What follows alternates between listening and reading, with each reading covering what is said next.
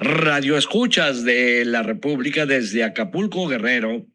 Les saluda su amigo y servidor Teodoro Rentería Arroyave con el comentario a tiempo que se titula El haiga sido como haiga sido de Felipillo Calderón.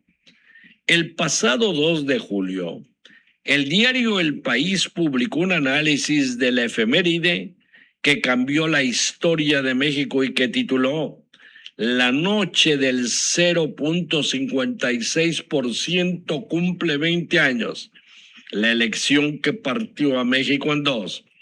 Exacto se refería al 2 de julio de 2006, en que se llevó a cabo la elección presidencial entre Felipe de Jesús Calderón Hinojosa y Andrés Manuel López Obrador, misma que se decidió oficialmente, entre comillas, a favor del panista por 233,000 votos y que marcó, según apunta, la división en el futuro político de México. Hay días que pudieron cambiar la historia de un país, pero no lo hicieron. En México uno de esos días fue el 24 de julio de 2006, cuando los dos protagonistas de las elecciones presidenciales intercambiaron cartas que los distanciaron para siempre, marcando una profunda herida política que 20 años después sigue sin cerrarse. A las 4:30 de la tarde, recuerda, el candidato de la izquierda, Andrés Manuel López Obrador, envió a César Yáñez, uno de los colaboradores más cercanos, a la oficina de Felipe Calderón Hinojosa, el candidato conservador que acababa de ganar las elecciones. El emisario llevaba una carta con una propuesta: aceptar el recuento de todos los votos emitidos en la jornada del 2 de julio y firmar el compromiso de aceptar el resultado, ganara quien ganara. A cambio, el tabasqueño ofrecía reconocerlo como presidente electo y frenar las movilizaciones contra el fraude electoral. En caso de que usted no acepte esta propuesta, asumirá su responsabilidad de cara a los mexicanos. Si el tribunal no cuenta los sufragios y avala su triunfo, quedará para siempre la sospecha o la certidumbre de que usted no ganó en las urnas y de que hubo fraude en la elección.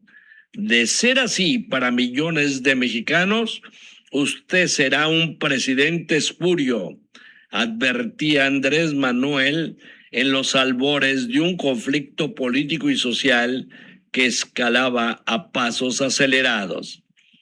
Felipe Calderón envió su respuesta a las 7 de la noche de ese mismo día con un mensajero, y en ella reiteraba su negativa al recuento, bajo el argumento de que los votos ya habían sido contados por la ciudadanía la noche de los comicios y por el Instituto Nacional Electoral en los cómputos distritales. Los mexicanos ya votamos. La verdadera defensa de la democracia consiste en el respeto a la voluntad popular expresada en las urnas y a las instituciones responsables de organizar y calificar el proceso electoral. Respetar el voto es respetar a México, reviró el panista.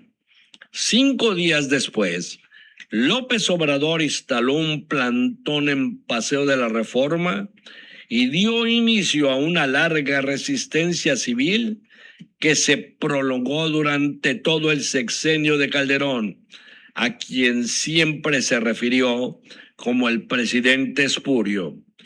Esas cartas fueron el último contacto entre dos políticos que habían peleado voto a voto la presidencia en una ruda campaña que concluyó en la jornada del 2 de julio de 2006, con el resultado más cerrado en la historia de las elecciones mexicanas.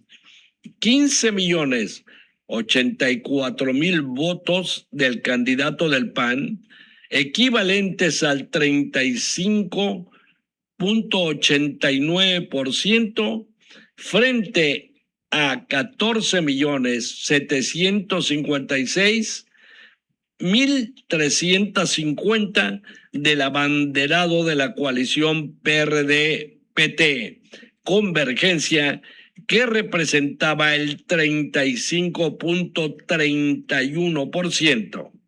Semanas después, cuando el Tribunal Electoral hizo un recuento parcial de votos en 11.724 de las 130.477 casillas instaladas, se anularon más de 234.000 papeletas y se ajustaron las cifras.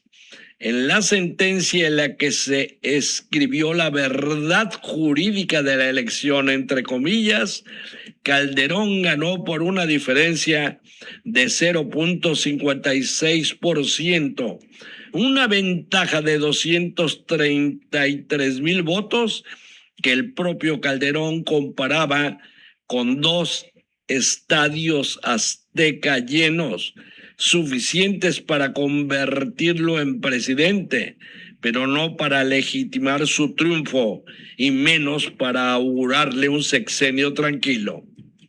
No siempre fueron enemigos, recuerda el análisis. En otra época, López Obrador y Felipe Calderón confluyeron en la lucha democrática en contra del régimen priista.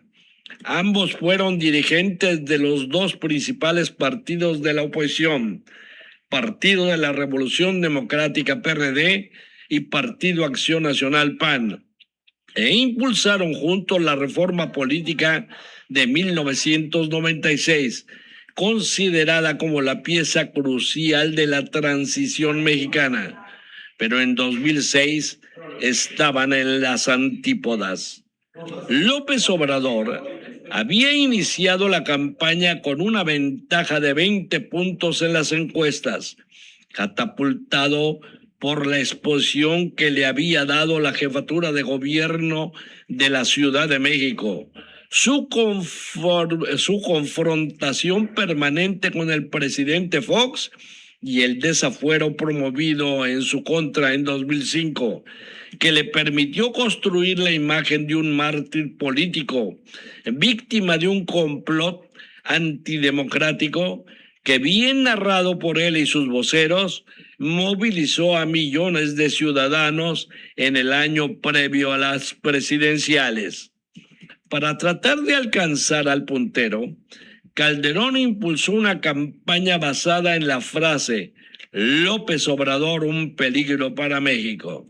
El panista se echó en brazos de cúpulas empresariales, concesionarios de televisión y radio, líderes religiosos, dirigentes sindicales y gobernadores que querían impedir a toda costa que el líder de la izquierda llegara a la silla presidencial, y su equipo lanzó agresivos spots que se repetían millones de veces en radio y televisión para descalificar a López Obrador, comparándolo con el venezolano Hugo Chávez. La campaña polarizó al electorado, que prácticamente ignoró al candidato del Partido Revolucionario Institucional PRI, Roberto Madrazo Pintado, mandándolo a un lejano tercer lugar.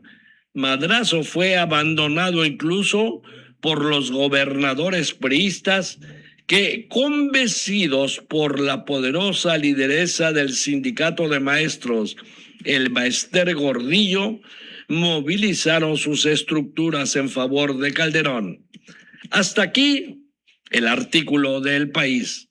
Nosotros agregamos que todo esto se empezó a fraguar desde el sexenio de Carlos Salinas de Gortari, el verdadero creador del neoliberalismo, y voy más lejos, desde su intromisión en el gobierno de su antecesor, Miguel de la Madrid Hurtado. Desde luego, también al magnicidio del candidato priista Luis Donaldo Colosio Murrieta del miércoles 23 de marzo de 1994, que permitió que por dedazo del mismo Salinas, Ernesto Zedillo Ponce de León fuera su sucesor. Este, a su vez, entregara el poder al ígnaro Vicente Fox Quesada, en traición manifiesta a su partido y a su candidato Francisco Labastida Ochoa. 6 años después, al término del fracasado sexenio de Calderón, nuevamente el priismo recuperó el poder en la persona de Enrique Peña Nieto. Desde aquel entonces, lo comentamos en su momento, en lo oscurito PAN y PRE, quisieron copiar, trasladar a México el sistema bipartidista de Estados Unidos. Sus líderes admiradores de la potencia del norte así lo habían decidido, pero se les atravesó López Obrador y la Cuarta Transformación, que ha dejado en la orfandad a la inexistente oposición representada por los tricolores y los azules. Terminamos esta entrega con la cínica declaración del clásico Felipillo Calderón: soy presidente de México, haya sido como haya sido. Hasta aquí el comentario a tiempo. Se despide de ustedes su amigo y servidor Teodoro Rentería Arroyave.